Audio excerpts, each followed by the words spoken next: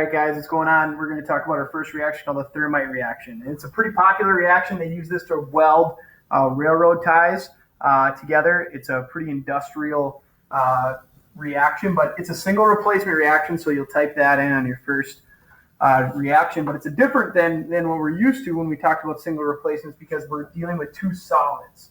All right, and what's going to happen is the aluminum is going to switch with the iron. All right, so you're going to have two powders, and you'll see it. The powder mixture in the jar is the aluminum, and it's got the iron oxide in it. And then you're going to see me stick a sparkler in there. And when you stick the sparkler in there, this reaction needs a little heat to get going to replace it. All right, and what happens is it switches, and then we get molten iron. Okay, we get molten iron. You'll see that fall out of the jar. It's molten iron. It is like super, super, super, super, super, super, super hot.